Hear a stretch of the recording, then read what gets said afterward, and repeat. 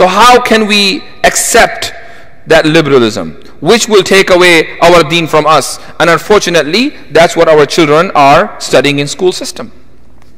Because we don't have our own good, strong education system in many parts of the country, I would say in many parts of the world. The most fundamental thing of liberalism is one word, and that is liberty or freedom. You know why nudity is very common in the Western culture? Because if you ask a woman, how come you take off your clothes? Why? She says, this is how I express myself. This is how I express who I am. You know, she thinks that this is a way of, this is the freedom of expression. By taking off her clothes, she is expressing her opinion freely. Just simply, if you encounter somebody like this, ask this question. And I'm telling you so that sometime kids ask parents weird questions, and usually parents do not have any source, any resource, and they don't know how to respond. And they say, we'll go to the masjid, we'll ask Imam. So by the time the guy comes to the masjid, he has already lost his iman. So you need to know, how do you respond to your children if they ask these types of questions? But if suppose you encounter a person who believes that by taking off his or her clothes, he's basically exercising his freedom of expression, ask him one question. You believe in evolution or you believe in God? Because you cannot ride two boats at the same time. Either you believe in evolution or you believe in God. You cannot believe in God and evolution at the same time. That's not possible. So first, clear your status. We need to know what's inside your heart. What do you believe? So if he says or she says, I believe in God, whether it's a God of Christianity, Judaism, or God of Islam, they're all one. But if she says that I believe in God, we need to know, if you believe in God, where he said that this is how you can express your freedom. And if she says that I believe in, or he says that if I believe in evolution, then we need to know what is the idea of evolution. Look, there are two types of evolution. Physical evolution, which is also known as Darwinism, and the evolution of ideas and thoughts and civilization. So that's why they say that a person, the first man who turned to a human being from an ape, he wasn't wearing clothes. But slowly, gradually, he learned that I need to cover my private part. Then, after a few hundred years perhaps, human being learned that we need to cover the area from our navel to knee, for instance.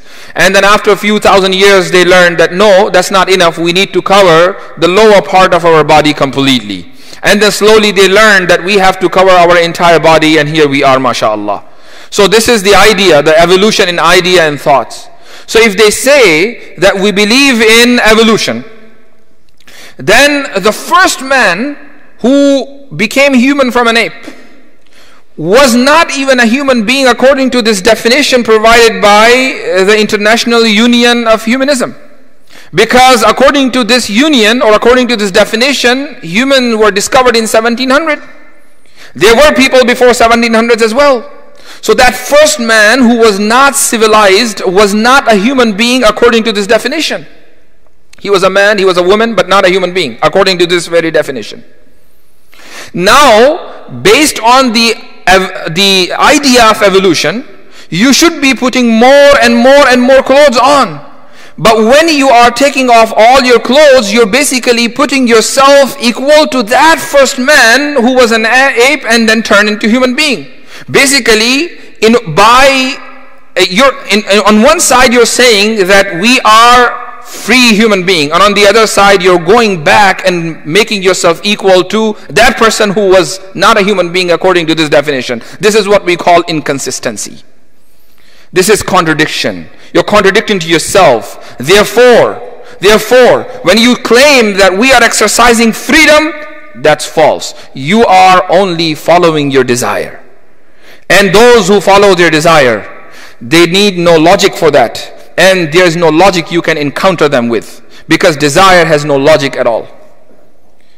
So, respected brothers and sisters, it is very important that we understand the roots of this modern Western civilization, modernity and liberalism, so that because it's taking away the iman of our children and next generation. We need to know how to encounter these people, and we need to know how we can make the next generation, our youth, understand the importance of deen and the value of their iman, and that Allah subhanahu wa ta'ala, His role is everywhere in our life, from the time of our birth till the time of our death, and even in alamul barzakh and in alamul akhirah, in alamul hashr, in alamul jannah. Allah is there and will be there. His role is the most important role, and that's why He said that you have to live as my slaves. Even in Jannah, you will still be my slaves. You will not become God. You will still be slaves of God. So slavery is there in our blood. And contrary to that, liberalism promote that, no, you're not slaves, you're free.